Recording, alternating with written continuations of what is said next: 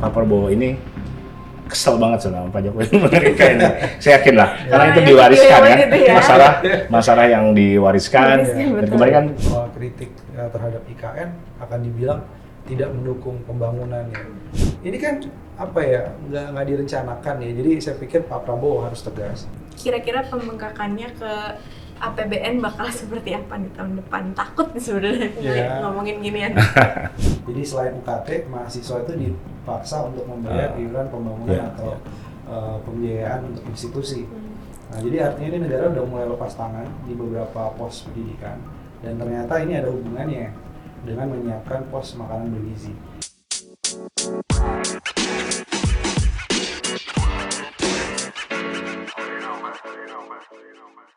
Beberapa waktu belakangan, kita sedang nggak baik-baik aja nih. Berita negatif silih berganti meredupkan hari-hari kita, khususnya di bidang ekonomi. Mulai dari pemaksaan tapera, pajak yang kian naik, kasus-kasus korupsi, penghamburan anggaran, pemaksaan proyek IKN, ekonomi stagnan, kalangan menengah yang terancam downgrade, dan masih banyak yang lainnya. Intinya jelas, ekonomi kita sedang tidak baik-baik saja. Di momen kemerdekaan bulan Agustus sendiri, ada agenda rutin Jokowi, pidato kenegaraan dan nota keuangan. Pidato kenegaraan Jokowi sendiri sudah kami bongkar fakta dan datanya bersama para expert dan jurnalis di video ini. Nah, di hari yang sama, atau tepatnya sehari sebelum 17 Agustus, Presiden juga menyampaikan pidato nota keuangan di depan sidang MPR RI. Dalam rapat tersebut, MPR memberikan kesempatan kepada semua ketua lembaga negara untuk menyampaikan hasil kerjanya selama setahun kepada masyarakat, termasuk Jokowi sebagai penguasa negara. Halo Sobat Lingkungan, salam kenal. Aku Rizka dari Greenpeace Indonesia, dan kali ini pembicaraan kita akan banyak soal ekonomi nih. Karena memang pidato nota keuangan ini biasanya mengenai soal anggaran. Dan tentu saja aku nggak akan sendirian. Di sini udah ada Mas Bima Yudhistira dari Selios. Selamat siang, Mas. Selamat siang. Dan juga ada Kang Tata Mustasya dari Greenpeace Internasional. Selamat siang, Mas. Selamat siang. Nah, sebelum ke obrolan utama, aku mau sedikit remind soal APBN kita di tahun 2024. Di tahun 2024 ini, APBN kita ada sekitar 3.235 triliun. Sumber APBN itu 2.803 triliun itu berasal dari pajak, dan sisanya berasal dari penerimaan bukan pajak sebesar 492 triliun. Nah, pasti akan banyak yang komentar nih. Greenpeace kan organisasi lingkungan. Kenapa sekarang ngomongin soal ekonomi? Padahal faktanya nih, isu lingkungan nggak akan pernah lepas dari ekonomi, kebijakan, dan politik. Loh, kok gitu sih? Iya dong. Karena nggak akan ada tuh industri ekstraktif yang merusak lingkungan dan merugikan masyarakat kalau kebijakannya tepat sasaran dan berpihak kepada masyarakat. Hari ini jadi pidato kenegaraan dan nota keuangan terakhir Joko Widodo setelah 10 tahun berkuasa. Apa yang ia ucapkan baik di pidato kenegaraan tadi dan nota keuangan siang tadi adalah cerminan bagaimana dia bersikap kepada nasib rakyatnya. Ini bisa jadi pidato paling penting selama karir politik Jokowi, terlepas bagaimana isi pidatonya tahun ini. Tadi kita udah menyimak ya pidato terakhir Jokowi untuk era APBN 2025. Nah, saya mau nanya nih ke Kang Tata dan juga Mas Bima. Dari semua angka yang disebutkan Jokowi tadi, sebenarnya make sense nggak sih dengan anggarannya segitu, gitu, dengan defisit 2,5%.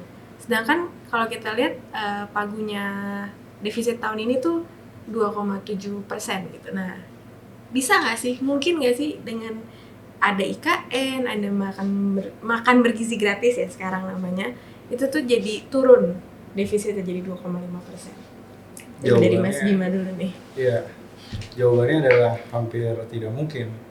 Jadi yang dilakukan oleh Pak Jokowi pada waktu pidato di akhir sisa jabatannya, ini adalah pidato dan postur APBN yang mungkin bisa dibilang paling konservatif dibandingkan dengan 10 tahun terakhir. Kenapa? Karena ini belum memasukkan sebenarnya secara rinci angka program-program barunya Pak Prabowo. Jadi dibuat misalnya defisitnya sangat kecil, kemudian dari sisi pembiayaan penerimaan pajaknya itu juga dibuat sangat moderat. Nah, ini memunculkan tanda tanya besar. Apakah Pak Jokowi ini sengaja tidak ingin bertanggung jawab terhadap beban-beban program-program baru di tahun depan?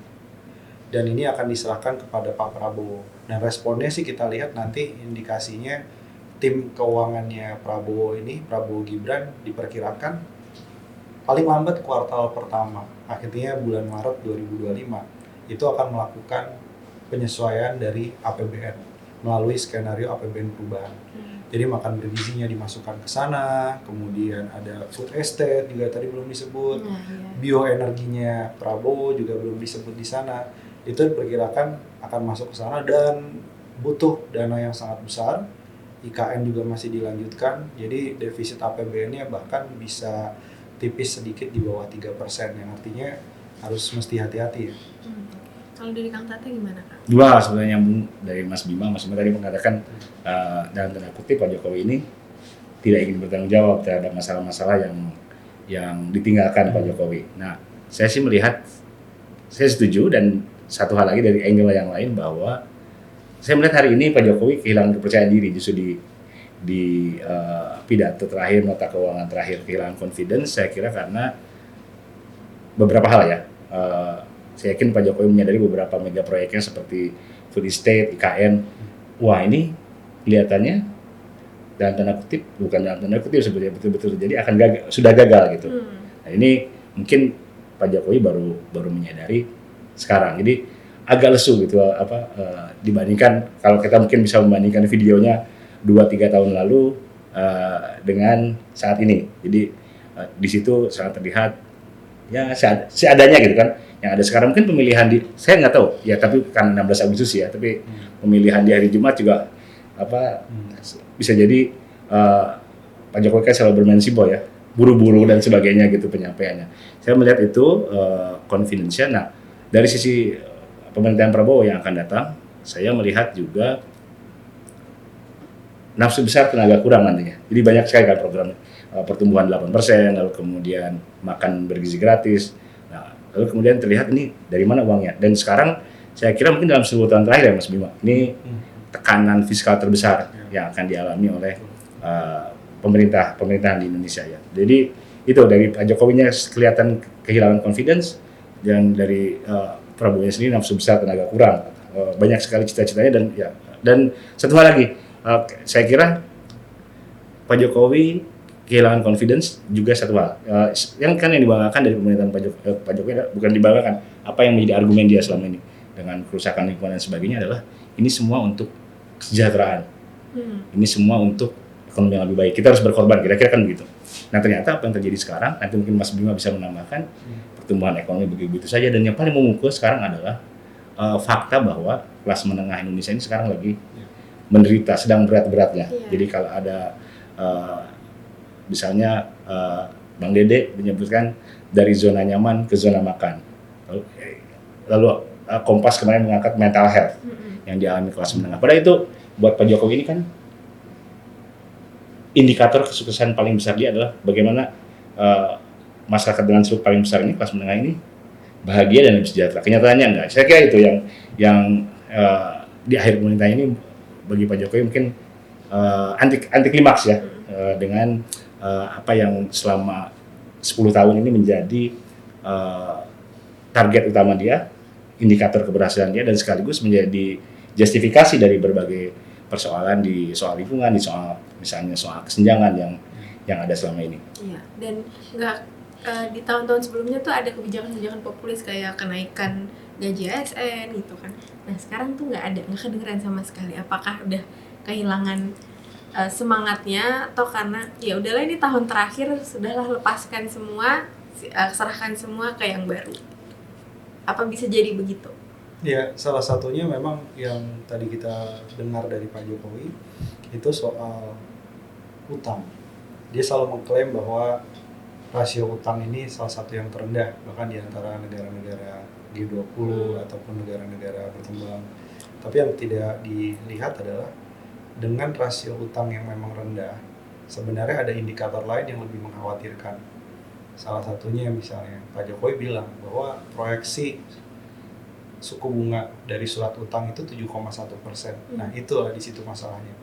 Rasio utang kita diklaim rendah, tapi beban bunga utangnya itu semakin berat.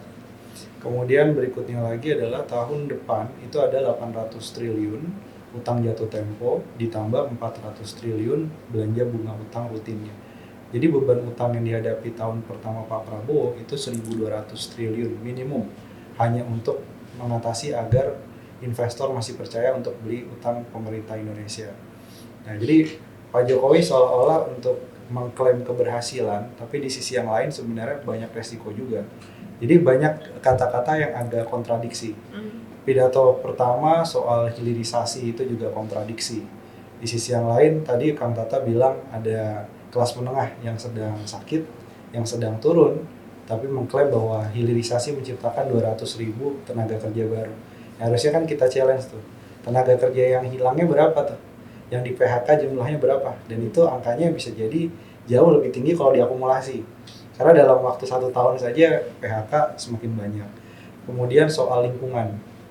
Lingkungan juga berapa kali dia menyebutkan ya masalah soal jangan sampai misalnya PNBP atau penerimaan negara bukan pajak itu bisa berdampak pada kerusakan lingkungan. Tadi disebutkan tuh dalam pidatonya.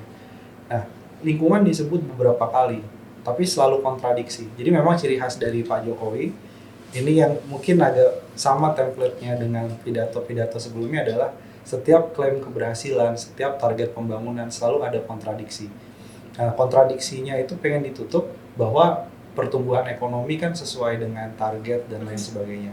Padahal tadi menegaskan dari yang Kang Tata bilang, memuaskan kelas menengah dengan lapangan kerja nggak berhasil. Memuaskan pertumbuhan ekonomi dulu awal Pak Jokowi janjinya kan 7-8% juga tidak tercapai. Kelestarian lingkungan dari segi kualitas pertumbuhan juga tidak tercapai. Di tempat-tempat hilirisasi di Morowali, Konawe, angka kemiskinannya lebih tinggi daripada rata-rata persentase kemiskinan nasional. Jadi apa yang mau dicapai akhirnya melihat bahwa ini ditutup tadi dengan permintaan maaf akhirnya. Karena indikator-indikator ekonominya menjadi tidak tercapai. Nah, inilah yang cukup berat, yang artinya awal dia menjabat banyak yang berharap ada perubahan, ada optimisme. Paling nggak kalau kualitas pertumbuhannya nggak tercapai begitu ya, kuantitas pertumbuhannya tercapai. Nah ini di akhir periode dua-duanya gagal, banyak yang tidak tercapai. Target 7% yang tercapai. Tercapai.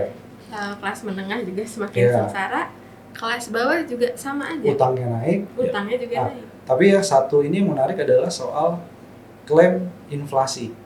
Tadi agak kaget juga pada waktu bilang bahwa inflasi 2025 itu proyeksinya 2,5%. Ini angka dari mana ini? 2,5%, padahal kurs dolarnya itu dipatok 16.100. Kemudian lifting minyaknya ini juga turun, ini artinya memang prospek industri migas ke depan ini suram. Tapi gimana caranya menjaga inflasi tetap rendah itu? Itu juga jadi teka-teki. Ini sering disebut klaim keberhasilan dari Pak Jokowi 10 tahun terakhir, inflasi di bawah 3-4%. Biaya untuk menahan inflasi itu yang harus dicari tahu. Karena biaya dari inflasi yang ditahan itu, BBM, subsidinya terus mengalir, kompensasi buat PLN juga besar-besaran, itu ternyata dipindahkan kepada APBN. Nah, ini yang publik harus tahu. Ada harga yang dibayar dari inflasi yang seolah rendah, itu padahal adalah beban APBN-nya akan semakin berat. Nah, ini jadi agak penuh kontradiksi dan justru menunjukkan banyak yang tidak tercapai. Jadi ada kemungkinan bahwa defisit kita ini di tahun 2025 ini nggak akan jauh lebih besar daripada 2,5%. Dengan tadi itu ya Mas Bima, 1.200 triliun APBN-nya let's say maksimal 3.000, berapa? 3.000 ya. dari 1.200 untuk utang ya. Ya 50% jadi berarti. Ya, tinggal sisanya ya 60% lah sisanya. Jadi ya memang banyak persoalan sih saya lihat, dan praktis di tahun ke-10 ini, tahun terakhir tidak ada yang bisa dibanggakan. Tadi saya mengulang. Saya tambahkan misalnya tadi di pidato ya, bukan Menteri Keuangan, Pak Jokowi menyampaikan transisi energi berkeadilan. Lalu kemudian apa yang terjadi misalnya untuk pengembangan energi terbarukan, di samping kita makin tergantung ke energi fosil terutama batu bara. Kalau kita bicara soal lingkungan dan energi, itu targetnya tidak ambisius sebelumnya. Jadi 23% energi terbarukan dari total energi, baruan energi di tahun 2025. Nah, setahun ya, setahun menjelang deadline akan diturunkan. menjadi 15%, 16%, kan ini juga menjadi indikator kegagalan satu lagi. Lalu kita bicara lagi-lagi ekonomi, kita mencoba mengambil angle Pak Jokowi ya, biar kita ikuti gitu cara berpikirnya. Industrialisasi juga gagal. Itu industri manufaktur dan sebagainya. Banyak persoalan sebetulnya yang saya kira membuat bukan hanya meninggalkan pekerjaan rumah, tetapi pekerjaan rumahnya tidak diselesaikan oleh Pak Jokowi, ditinggalkan. Kita lihat ekonomi deh. Ekonomi, kalau kita lagi-lagi bicara perekonomian kan, konsumsi, investasi, nanti Mas Bima bisa menambahkan pengeluaran pemerintah, lalu ekspor dan impor. Konsumsi sekarang kelas menengah sedang menderita. Nanti malah di undang-undang kan kalau jadi naik lagi PPN dari 11 ke 12%. Artinya kenaikan dalam 2 tahun ya, dari 10 ke 11, 11 ke 12. Dari mulai beli mobil, apapun, rumah, sampai beli ciki itu akan kena PPN ya. Nah terus kemudian, jadi konsumsi pasti akan bermasalah kan sekarang. Orang praktis menutupi kebutuhan pokoknya aja, menurunkan konsumsi. Lalu kemudian investasi juga kan kita bergerak begini-begini aja. Kalau kita bandingkan dengan negara-negara tetangga kita seperti Vietnam, gitu, kita jauh tertinggal. Ya tadi seperti kata Mas Bima, memang sekarang, dan justru ini yang jadi persoalan sekarang, andalannya selama 4 tahun terakhir adalah pengeluaran pemerintah atau government expenditure. Untuk macam-macam lah di situ, biar uang berputar, dari mulai bansos sampai infrastruktur, kan itu sebetulnya. Yang justru sekarang masalahnya itu ada di sini juga. Jadi konsumsinya bermasalah, investasinya bermasalah, pengeluaran pemerintahnya yang sebelum jadi andalan juga sekarang justru mungkin yang paling bermasalah.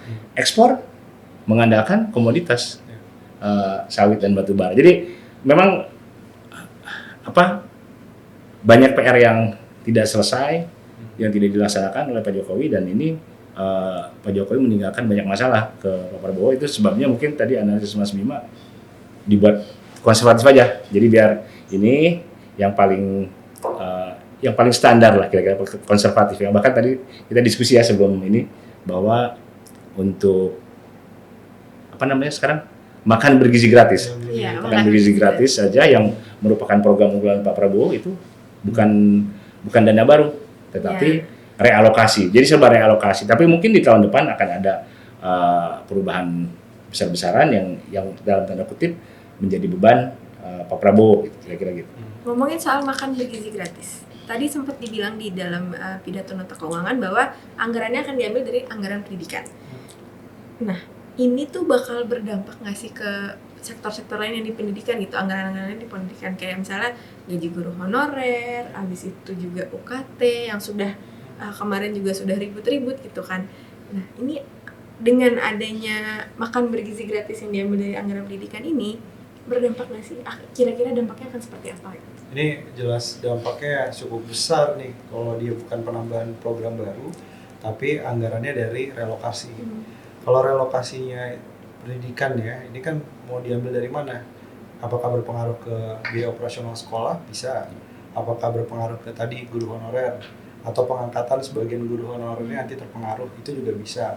Apakah kemudian beban biaya perguruan tinggi yang kita sudah lihat di peraturan Permendikbud Ristek 2 2024, itu di situ ada iuran pendidikan ya. Jadi selain UKT, mahasiswa itu dipaksa untuk membayar iuran pembangunan atau pembiayaan untuk institusi. Nah, jadi artinya ini negara udah mulai lepas tangan di beberapa pos pendidikan, dan ternyata ini ada hubungannya dengan menyiapkan pos makanan bergizi. Jadi makanan bergizi ini kalau sampai mengambil dari pos pendidikan, tujuan makan bergizi mencerdaskan, biar nilai PISA dari segi kemampuan akademik, matematika, membaca untuk pendidikan dasar itu bisa meningkat misalnya. Itu jadi saling kontradiksi. Karena apa? Bisa jadi kalau beberapa pos pendidikan yang penting itu kemudian tidak disupport dengan APBN, itu bisa jadi banyak indikator pendidikan kita mundur ke belakang. Nah, jadi ini salah satu ancaman sebenarnya.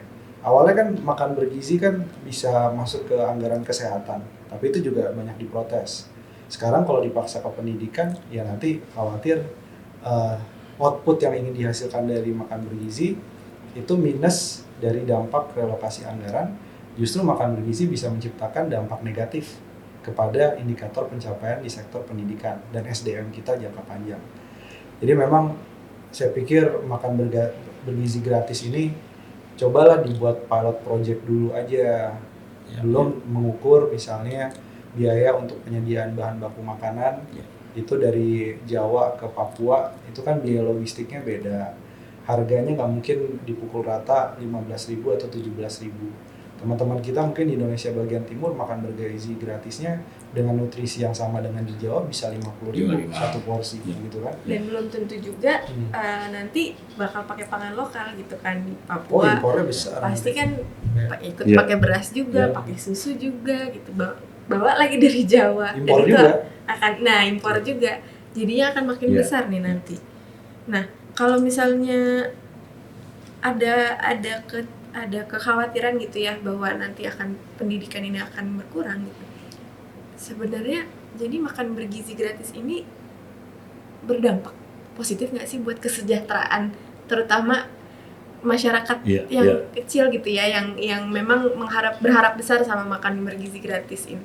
Ya, soal makan bergizi gratis kan sebetulnya tadi saya setuju dengan Mas Bima, dan sebenarnya ada dua hal.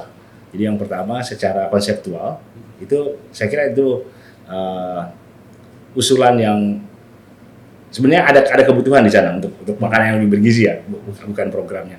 Ada kebutuhan, tapi kemudian kita bicara tata kelola dan sebagainya. Nah, saya melihat sebetulnya kalau kita bicara makan gizi gratis ini ada sebuah gagasan besar, ada sebuah ambisi besar, tetapi tidak ditunjang dengan kreativitas.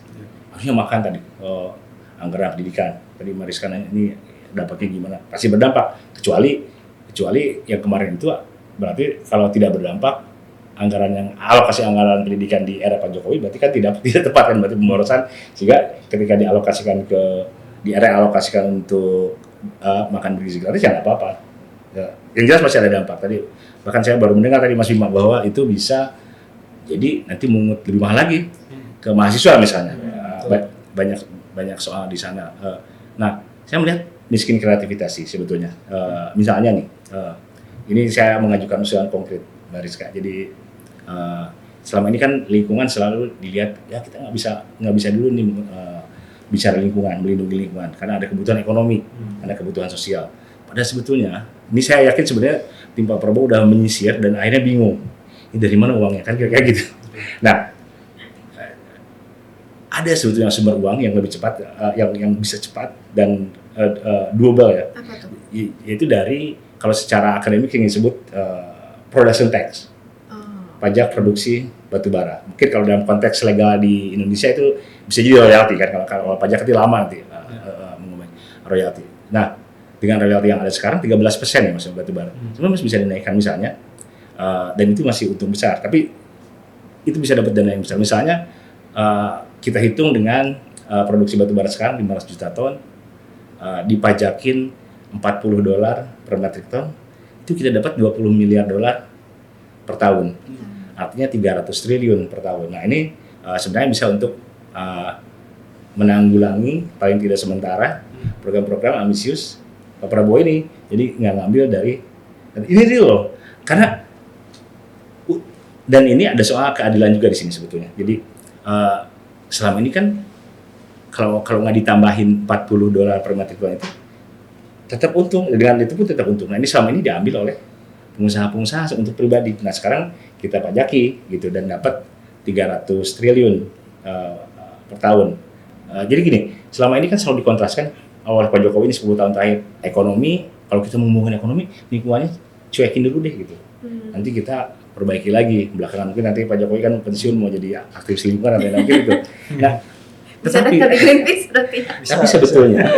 tetapi sebetulnya itu nggak bertentangan loh kalau punya kreativitas ini kan inovasi ya diperlukan. Jadi misalnya kita membangun ekonomi kita dengan kita mau melindungi lingkungan, kita mau mengatasi kesenjangan. Ini kan yang selama ini saya kira Pak Jokowi mengalami disorientasi terutama saya lihat di periode kedua ya. Dan hari ini saya melihat Pak Jokowi sudah menyadari bahwa banyak kekeliruan yang sudah dibuat selama ini. Tapi tinggal 2 bulan lagi itu masalahnya. Dan jika masih PR-nya nggak selesai, ya diberikan kepada Pak Prabowo. Oke. Nah, tadi kita sempat mention juga soal kelas menengah yang semakin merana nih hidupnya, kan? Apalagi ada rencana pajak pertambahan nilai (PPN) itu akan dinaikkan. Sebelumnya udah naik jadi 11% dari 10%, kemudian tahun depan rencananya naik lagi 12%. Nah, kayaknya saya ngerasa sebagai kelas menengah gitu ya, pajaknya udah kebanyakan gak sih? Udah mana PPh-nya juga strukturnya berbeda dengan yang sebelumnya. Apakah mending kita pajakin orang kaya aja? Gimana nih Mas? Yeah. Kebetulan kemarin kayaknya baru ngeluarin riset nih soal ini nih. Betul. Jadi karena kita melihatnya begini, kelas menengah itu hampir 60% sebagai pembayar pajak terbesar. Jadi populasinya menyusut, tapi dikejar terus pajaknya. Iya, betul. Nah, jadi pertanyaan juga nih, kalau kelas menengah ini kan bahkan dia bekerja di UMKM, omsetnya kan per tahun sekitar 4,8 miliar yang disebut UMKM. Kok mau diintip rekeningnya batasan threshold bawahnya 1 miliar rupiah? Berarti kan sebenarnya ini tujuan untuk keterbukaan rekening untuk pajak itu juga untuk menyasar sebenarnya kelas menengah juga. Termasuk kelas menengah yang punya usaha UMKM. Itu masalah PPN. Nah, PPN itu bukan hanya 2% kenaikannya dari dulu 10 jadi 11 jadi 12. Enggak. Kenaikannya itu 2/10. 1/5 juga 20%. Nah, jadi kenaikan PPN itu sebenarnya cukup tinggi dalam beberapa tahun terakhir. Nah, ini akhirnya menimbulkan persepsi bahwa kok kita lagi nih yang dikejar nih kelas menengah. Dan pajak ada hubungannya dengan kelas menengah yang semakin menyusut ya, karena biaya untuk mencicil barang, biaya untuk membeli barang itu juga terpengaruh oleh PPN. Kenapa sih pemerintah nggak coba tadi cara kreatif, Kang Lota bilang, salah satunya ya selain dari pajak produksi sektor yang kotor, itu adalah orang yang menikmati sektor kotor itu. Kalau kita lihat data Forbes 50 orang terkaya, sebagian besar itu ada di sektor ekstraktif kok. Ada sektor-sektor yang memang tidak berkualitas sebenarnya secara ekonomi jangka panjang, yang buat ekonomi kita dari dulu begini aja, terjebak dalam middle income trap itu. Jadi kenapa orang-orang kaya ini tidak dikenakan pajak, bukan dari pendapatannya, tapi dari asetnya. Nah, kemarin di G20 di Brazil ada terobosan tuh, bahwa sudah mulai mengangkat juga yang tadinya disuarakan akademisi seperti Piketty, Mariana Mazzucato, sekarang sudah mulai masuk dalam perdebatan bahwa yuk implementasi tiap negara, tapi nggak boleh hanya satu negara sendiri, sementara negara lainnya menyediakan tax haven atau surga pajak. Jadi rame-rame ada yang namanya mulai ada pajak kekayaan. Nah, pajak kekayaan ini 2% aja, kita hitung waktu itu 2% saja dari 50 orang terkaya asetnya dikenakan pajak, itu bisa dapat sekitar 80-an triliun rupiah sekali pengenaan. Anggap aja per tahun 80 triliun, tadi ditambah dengan pajak produksi, itu udah angka yang sangat besar. Nah, saya tambahkan satu lagi adalah pajak kekayaan ditambah dengan implementasi pajak karbon, plus ada ide baru lagi nih yang kreatif, ecological tax. Jadi pajak ekologis. Kalau karbon kan emisi karbonnya yang dihitung. Kalau ekologis, dia merusak saja, meskipun atas nama misalnya perkebunan, tapi perkebunan yang merusak, sawit yang merusak, dia bisa kena dua tuh. Bisa kena pajak karbon sekaligus ecological tax. Nah, ini lagi didorong juga sama teman-teman di Amerika Latin untuk konservasi hutan Amazon. Uangnya balik lagi tuh diputar untuk mendorong sektor yang kita sebut yang basis komunitas, energi terbarukan basis komunitas, ekonomi restoratif. Jadi dia memulihkan alam, tapi sekaligus produk hasil hutannya itu bisa diekspor dan bisa bermanfaat.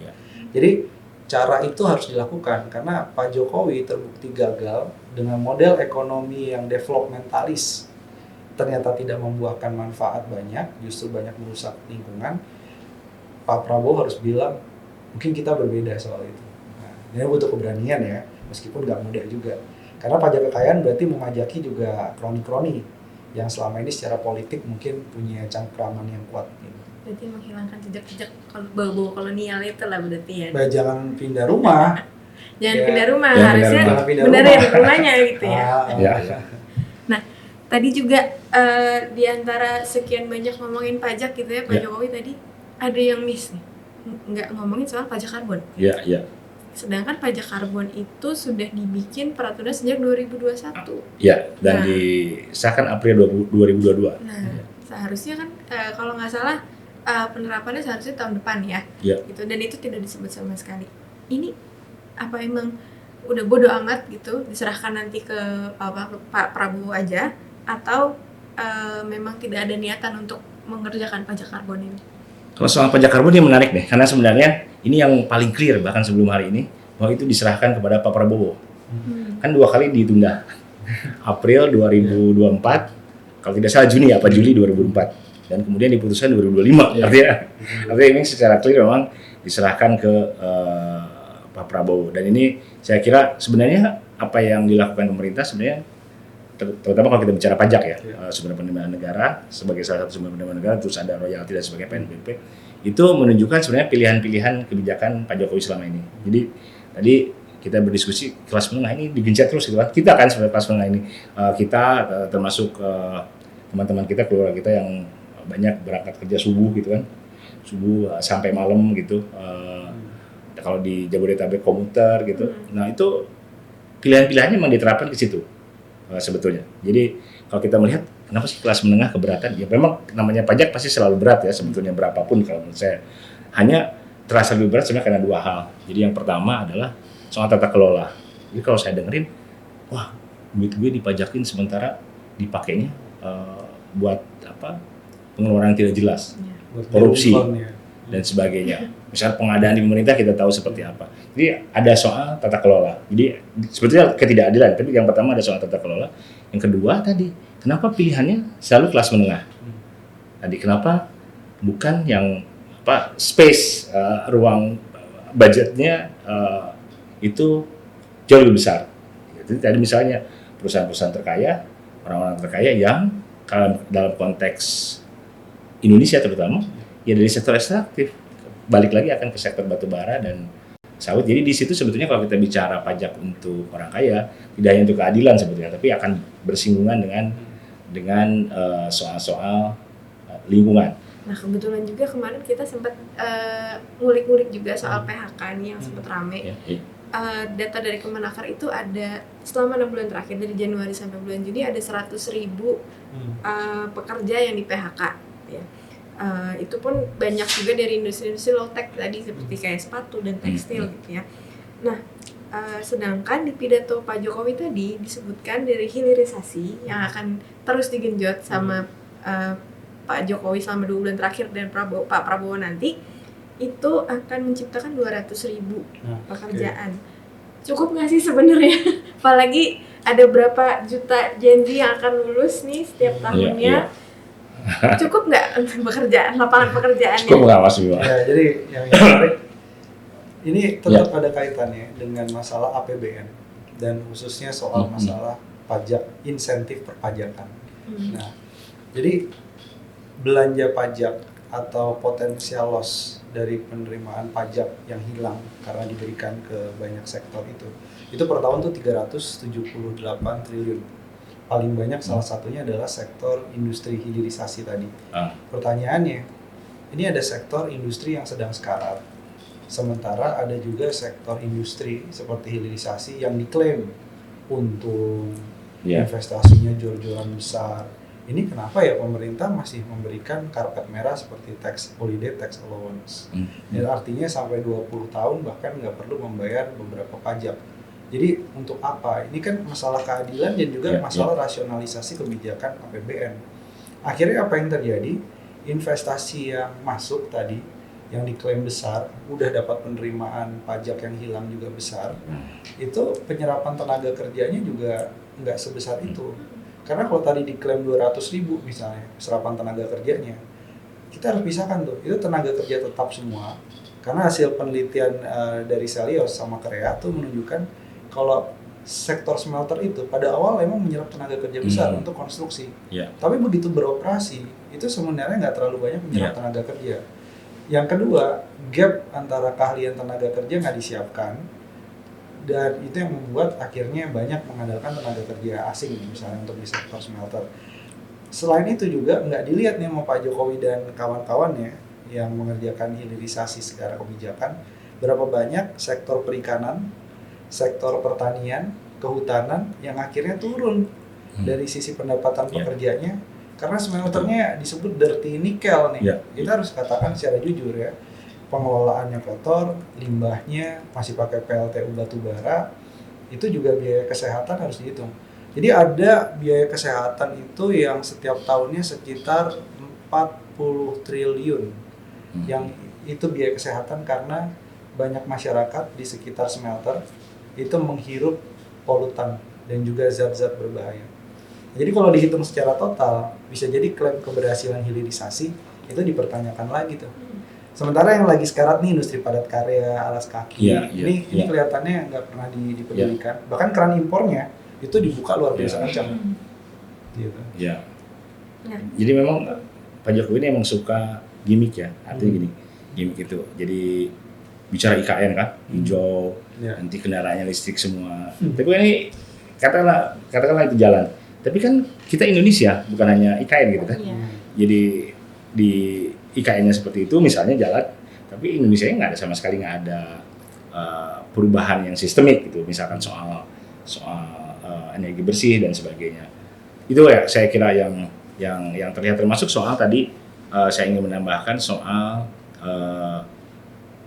industrialisasi ya. Jadi sebetulnya tadi Mas Bima menyampaikan ini kita harus lihat juga apa yang hilang gitu. Tapi juga saya kira ada satu hal lagi di situ, di mana kita kan sejak bergantung pada sektor ekstraktif. Jadi saya kira terutama setelah tahun 2000 ya, tahun 2000 sampai sekarang, itu kan kita mengalami yang sering dibilang itu deindustrialisasi dini.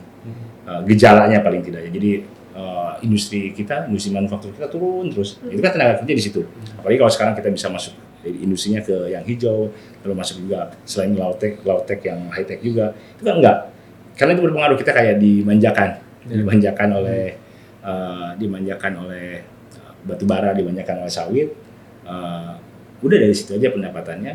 Sementara industri kita terus terpuruk ya. Padahal sekarang sebenarnya banyak sebenarnya, termasuk kita harus mengutamakan sebetulnya yang green industry gitu, yang masuk ke area itu. Dan bicara nikel, saya tertarik Mas Bima dengan tadi pajak yang hilang ya, posisi pendapatan yang hilang dengan segala macam keringanan tax holiday untuk nikel. Termasuk saya kira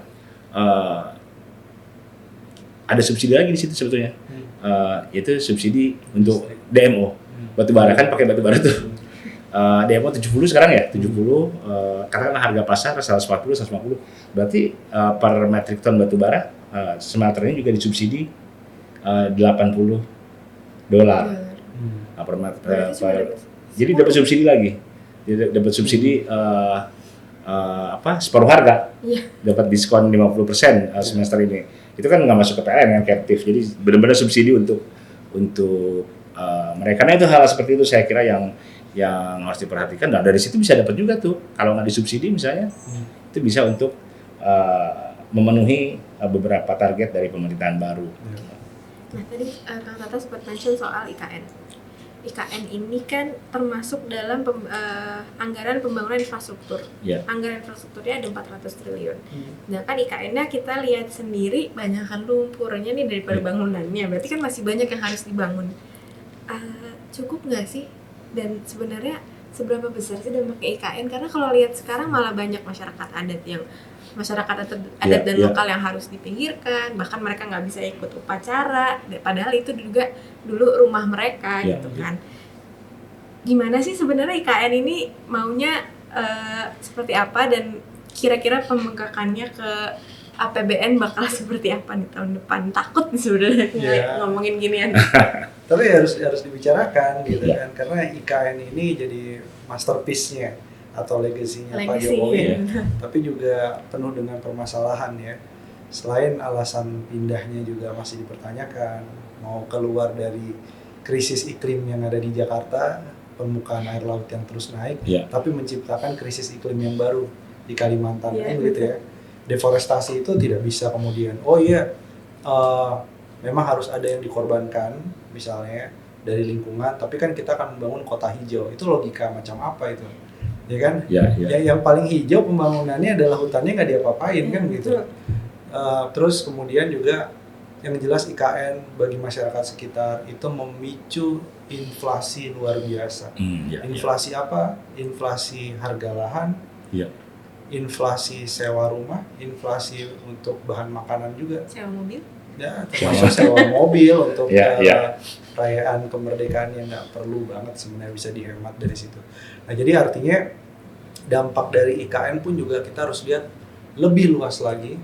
Saudara-saudara kita yang ada di Sulawesi, karena galian pasirnya juga bukan diambil sebagian dari sekitar IKN, maka daerah-daerah penambangan pasir di Sulawesi itu juga menanggung akibat debunya, kerusakan lingkungannya. Nah, jadi ini kadang-kadang luput dari perhatian. Tapi kan selalu ketika membicarakan soal kritik terhadap IKN akan dibilang tidak mendukung pembangunannya. Nah, ini kita harus lihat nih, pembangunan macam apa sih yang didukung tapi kemudian dampaknya kecil, merusak lingkungan iya, menjadi beban APBN iya. Bahkan khawatir bahwa IKN ini dari awal karena ditujukan sebagai kota administratif, ini secara ekonomi dan bisnis pun juga sebenarnya nggak menarik. Nah, kalaupun ada investor yang maksa di sana, pasarnya siapa dari IKN? ASN dan keluarganya. Emang ASN yang punya rumah di Bogor, di Depok, di Tangerang, segampang itu memboyong pindah. Bahkan dia minta uang tambahan. Katanya yang prioritas yang ini, yang masih single ya. Tapi udah minta uang tambahan. Kalau enggak susah untuk memenuhi biaya kebutuhan hidup di IKN kan. Ini kan apa ya, nggak direncanakan ya. Jadi saya pikir Pak Prabowo harus tegas. Anggaran nggak tersedia untuk IKN. Mau tidak mau IKN ini opsinya adalah ditunda dulu atau pembangunannya kemudian dialihkan. Untuk misalkan saya usulkan untuk udah terlanjur ya ada istananya ya. Gak apa-apa lah untuk rapat misalnya sebulan sekali di IKN ya. Mengajak menteri-menterinya gitu naik helikopter ya, ngelihat di IKN. Tapi cukup sampai di situ. Jangan sampai ini APBN keluar lebih banyak lagi.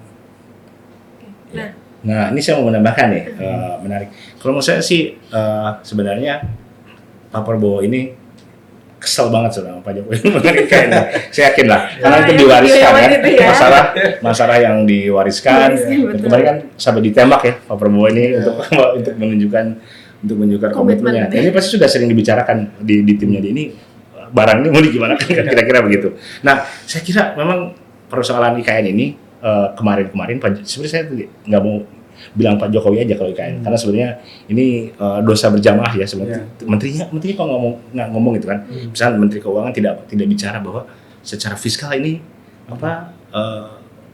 buang-buang uang gitu. Terus menteri yang misalkan Menteri PUPR dari sekitar kota yang nggak ada tiba-tiba diadakan itu kan sebenarnya tidak masuk akal. Jadi saya kira desorientasinya tidak Pak Jokowi dan timnya ini adalah tidak bisa membedakan soal pemindahan ibu kota ini, tidak bisa memisahkan antara gagasan dengan kebijakan. Jadi sebagai sebuah gagasan menurut saya ibu kota baru ini ya silakan aja. Jadi misalkan seseorang menurunkan gagasan Indonesia, let's say di tahun 2060 mungkin kita harus memulai pembangunan ibu kota baru gitu. Tapi sebagai sebuah kebijakan banyak persoalan sih. Artinya sebagai sebuah kebijakan mau dilaksanakan nih, banyak persoalan kan. Jadi seperti IKN ini kan seperti Mas Bima punya rencana misalnya mau buat mau jalan-jalan ke Bali lah kira-kira ukurannya. Kan jalan-jalan ke Bali sebagai sebuah gagasan nggak ada soal, bahkan bagus-bagus saja gitu. Ada seperti IKN ada idenya pemerataan. Tetapi apakah jalan-jalannya mau Agustus ini ketika misalnya isi Mas Bima mau melahirkan, perlu ada Mas Bima di sana, ada biaya yang diperlukan, kan gitu-gitu. Ini sebetulnya disorientasi dari yang disorientasi pun ditularkan ke publik gitu. Di antara yang dikontraskan, yang disetujukan, padahal sebenarnya kita harus pisahkan sebuah gagasan. Di situ ada ide pemerataan, ada isu dia mungkin rasa memiliki yang lebih dari warga negara Indonesia yang di Indonesia Tengah dan Indonesia Timur. Itu sebagai sebuah gagasan. Lalu ketika sekarang tiba-tiba dilaksanakan di tengah Indonesia sedang carut marut, banyak kebutuhannya, lalu kemudian pilihan lokasi dan sebagainya itu kan mempengaruhi. Nah itu yang kemudian saya kira ini sih tadi Pak Prabowo pasti kesal sekali dan sebenarnya saya melihat ini saya mau menyoroti kemarin ngajak influencers. Seakan-akan ini IKN ini kan persoalannya real, benar-benar konkret gitu. Ini mau gimana kan gitu. Kalau saya bicara langsung, ini dead end lah kira-kira Mas Bima ya. Dead end, terus mau diselesaikan dengan influencers kan menurut saya ini sebuah persoalan yang konkret mau diselesaikan dengan pencitraan dengan membawa Pak Jokowi ini membawa para influencers yang Ya. saya kira ini dan kemudian soal konkret ini diwariskan kepada Pak Prabowo. Jadi kalau tadi kita bicara ASN ragu-ragu atau enggan lah ya, Ya. untuk pindah ke sana, saya kira kita jangan bicara ASN, tapi Pak Prabowo juga, saya menduga ini kan yang tahu sebetulnya Pak Prabowo dan tim Pak Prabowo juga sebenarnya enggan pindah ke IKN. Jadi ya, untuk menunjukkan poin saya adalah ketika ASN enggan, tadi Mas Bram menyampaikan, bahkan Presiden terpilih pun enggan. Saya menduga ya, ini dugaan Presiden terpilih pun enggan pindah ke sana. Ini sebuah kebijakan yang problematik, gitu. Nah, ini berarti udah teridentifikasi nih 2 beban berat APBN 2025 IKN. 1, kedua makan gratis. Ketiga, ada banyak masalah yang timbul gitu kan, masalah kesejahteraan, masalah kesehatan, udara kotor, air juga kotor di sekitar smelter itu. Nah, jadi kira-kira gimana sih nanti keadaan negara kita di 2025 nih melihat postur APBN yang sudah punya 2 beban berat yang sepertinya tidak tercermin di pidatonya Jokowi tadi. 2025 dan 2045. Jadi menarik. Jadi kalau 2000 emas atau cemas? Ya, cemas atau ya so-so, tapi pada intinya 2025 ya, saya melihat balik lagi kepada nota keuangan APBN bahwa Pak Jokowi sendiri memang dari segi penerimaan pajak, dari segi PNBP itu cuma naik 2,7%. Artinya mengandalkan komoditas juga nggak bisa lagi. Komoditasnya bahkan sebagian jadi beban untuk lingkungan. Artinya 2025 ini adalah situasi yang sangat pelik yang akan dihadapi. Ruang fiskalnya semakin terbatas, kreditur utang pastinya juga akan meminta bunganya naikin lagi deh, karena punya utang jatuh tempo tinggi sekali ini. Bahkan rata-rata tuh sampai 2029 itu antara 600 sampai 800 triliun tiap tahun utang jatuh tempo yang harus dibayar. Jadi artinya ini masalahnya ada 2. Masalahnya adalah membersihkan kemarin dosa-dosa Pak Jokowi yang ditinggalkan PR-nya itu. Yang kedua, karena dosanya sudah terlalu banyak di bidang ekonomi, lingkungan, maka yang ke depan ini yang harus dilakukan Pak Prabowo adalah dia kemudian berkaca dan kemudian akan melihat bahwa oh iya ya, saya tidak segemoy itu dari sisi anggaran, karena PR banyak banget ditinggalkan, maka program-program saya mau nggak mau harus lebih realistis. Jadi kita bisa lihat yang mimpi 71 triliun makan bergizi, IKN masih dilanjutkan, food estate, dan lain sebagainya, bisa jadi di tahun 2025 startnya akan sangat small. Jadi akan lebih realistis. Kalau enggak, khawatir kelas menengahnya juga akan marah. Program-program Bapak akan jadi beban bagi kelas menengah, dan tentunya itu secara politik nggak stabil juga.